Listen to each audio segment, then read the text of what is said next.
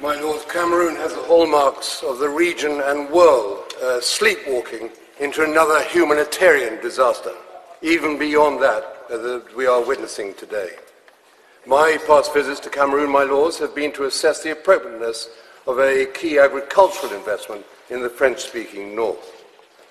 I begin with my conclusion and a possible way forward, but not before commending Lord Boateng for securing a debate on this rapidly deteriorating situation and his powerful intervention. It is terrible and so sad that these wounds have resurfaced. But I fear it was always going to be thus, with the exclusion of the English-speaking minority in the affairs of state. The only practical solution, from distance, is a political settlement with either a United Nations or African Union peacekeeping contingent being placed on the ground to enable an immediate cessation of violence, ensuring a humanitarian protective intervention, and a cooling off period to create the conditions to allow an equitable settlement to be hammered out. Building on lessons learnt, autonomy but not separation in a close-knit federation is the formula for lasting peace and should be embraced as a solution.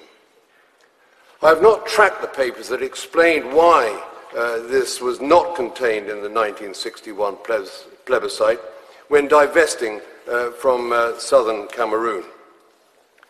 The Minister could usefully shed light into the thinking of the day and as to why not. Is the government satisfied that sufficient regard was paid to sensitivities, responsibilities and their consequences by our forebears? The Minister may wish to comment on the background of the 6th of November 2018 ruling in favour of the Foreign and Commonwealth Office regarding the legality of the original plebiscite. November the 6th this year, my lords. I do wonder if the right question was before the court. I will refer to the Cairo Declaration and the subsequent Constitutive Act of the African Union. What was always and still is envisaged as an acceptable solution to the English language-speaking people of Cameroon was a choice of a federation made up of two states with equal status. My lords, I'm not critical of London in isolation. The Quai d'Orsay possibly pressed what it considered to be an advantage by not containing this key option in restricting the alternatives to a choice between Nigeria or French Cameroon.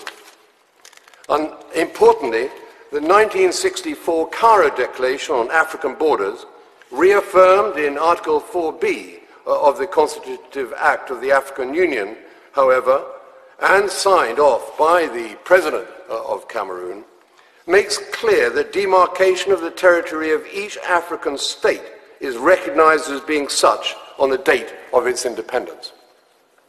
Does the United Kingdom government accept this to be the case? Or not? Has there been subsequent declarations that nullify these issues on borders? If not, it would follow that French Cameroon and Ambazonia are both able to assert territorial integrity.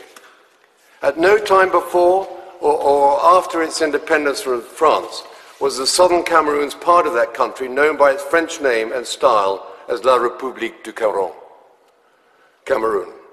A solution would be a close-knit federation made up of two entities and thus ensuring no parting of the ways.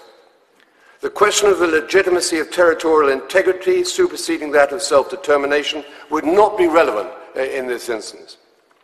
An international boundary separating French Cameroon from the southern Cameroons existed, affirmed in the Anglo-French Boundary Treaty of 1916 and confirmed in 1931. And if that be the case, would it not follow that the territory of the southern Cameroonians be recognized sitting alongside that of French Cameroon? An integral part of a peace formula lies with France, my lords. Given the David and Goliath nature of the situation in Cameroon, I asked the Minister on what occasions has the British Prime Minister or Foreign Secretary brought this up as a matter with the French President or the Quai d'Orsay. On the multilateral front, we should not forget that Cameroon is a Commonwealth member. Indeed, it was always envisaged by the Secretariat that the Commonwealth would take the wind out of the sail of secession. Membership was pressed for by Ambazonians against the will of Paris, with France unsurprisingly mightily resisting Cameroon's application to Commonwealth membership. When Baroness Scotland, the Commonwealth's SG, Secretary General, visited Yaoundé in December 2017, President Biya recalled all the measures taken by his government to appease the situation in the northwest and southwest regions. He reiterated his willingness to dialogue, but that he stood also firm on his determination to, and I quote, restore order. The Commonwealth must surely now regain some of its focus, with the UK pressing the Commonwealth to serve more of a purpose in Cameroon than just monitoring elections. On a practical and an immediate imperative, my lords, is to effect measures to end the atrocities by the military.